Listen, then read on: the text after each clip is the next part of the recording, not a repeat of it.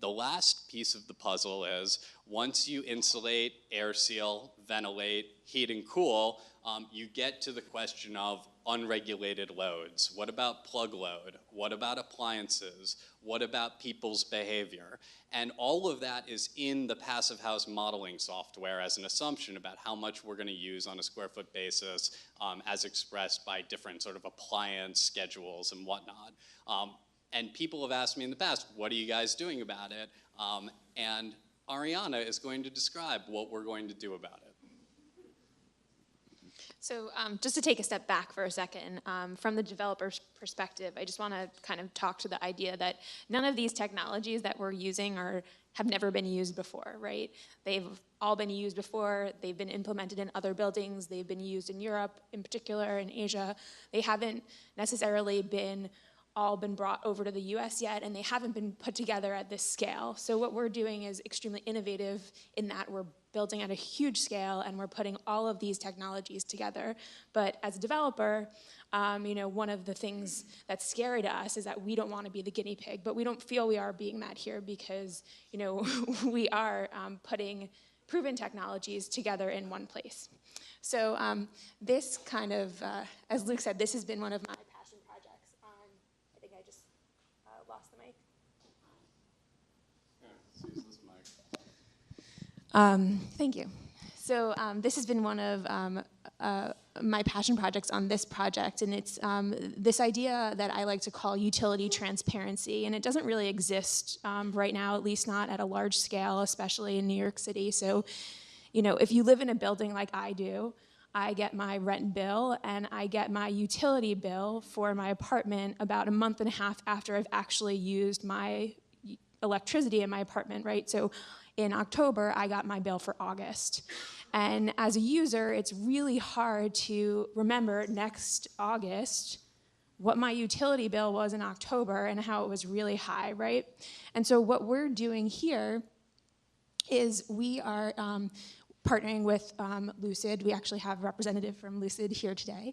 We're partnering with Lucid, which is a company who basically, they put kind of like black boxes on all of your meter points, and they connect to a cloud, and over that cloud, they're able to transfer information to each of our users.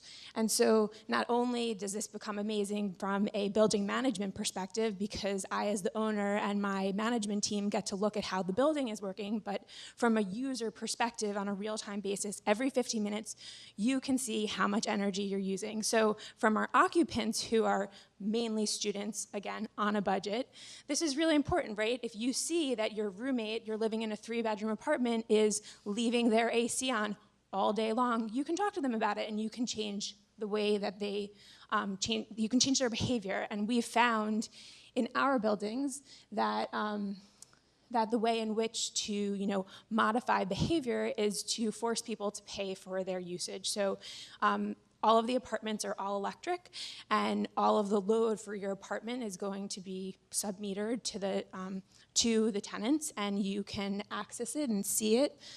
This is examples of what Lucid is going to be showing us. We're going to have a big kiosk at the base of our building. It is a building for students. It's on an academic campus, so one of the important things we have is, this dialogue with how is your building running? What are you doing? And so we're going to have competitions and see who's the best floor, who's using the lowest load. And we think that these are ways to engage our residents. And also, one of my favorite things is we're going to have residents who are going to walk around with this app on their phone, and they're going to show it to other people. And I think this grassroots kind of message that will spread by just, hey, look at what I'm doing, look at what my company is doing, and I hope that this will change the way in which we start to approach utilities in New York.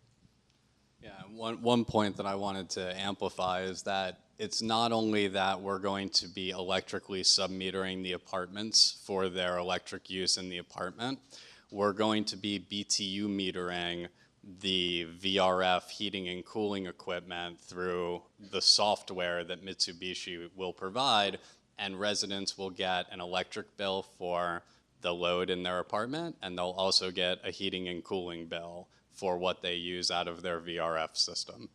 Now you put that all together, and this is a contentious slide because it's ugly, but it's actually the screenshot from the Passive House modeling software, which I think is sort of cool. That here, proof. You know, we did it. We are modeling in accordance with the International Passive House Standard, and it's anticipated that we will be using 38.1 kBTUs per square foot per year or less of source energy for this building.